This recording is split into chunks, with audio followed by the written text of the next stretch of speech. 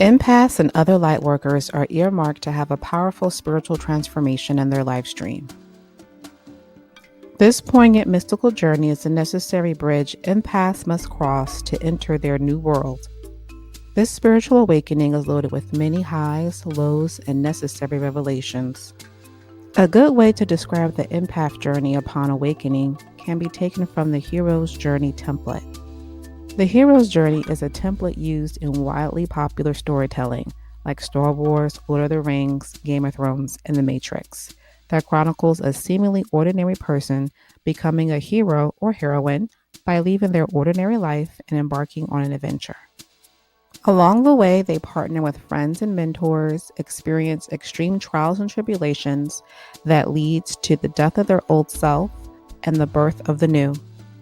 At the conclusion of the lightworker's journey, they eventually return to their home as the new and improved version of themselves. A key aspect of the hero's journey is the death of their old self. This death is a figurative and powerful point for the empath to reemerge as a polished diamond after surviving a highly pressurized environment.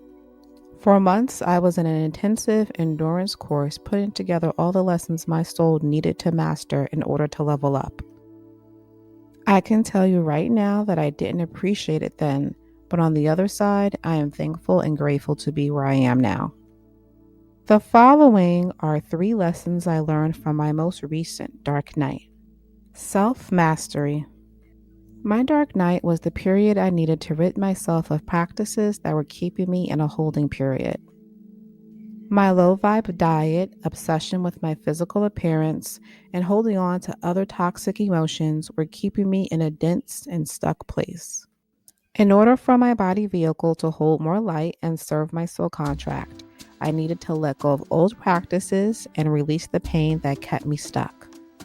In almost all hero journey tales, the breakthrough comes in the darkest and most challenging hour, and for me that was certainly the case. By accepting my new contract, learning to love myself in the now, and seeking help from others enabled me to have refuge in a storm. Rest. When your energy fields are being inundated, you cannot run at the pace you used to. In order to survive, I had to go on autopilot and coast. That meant working out minimally and spending any free time alone or sleeping to recharge my batteries. All of this downtime allowed me to develop my own voice.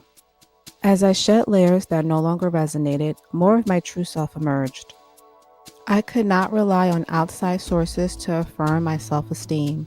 Rather, I had to walk alone and find my own way.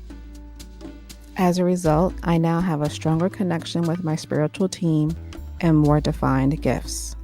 For all of us embarking on a spiritual journey, we need to realize that as we walk towards our light, the shadow side of us will grow equally as strong.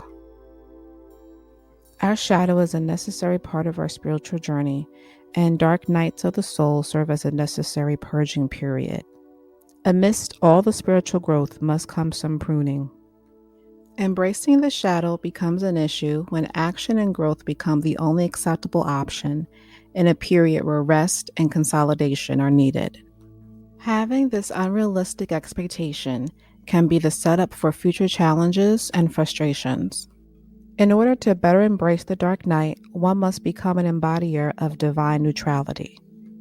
This means taking a centered path that is not trying to escape through spirituality or only being focused on acquiring things through control, perceived power, and manipulation.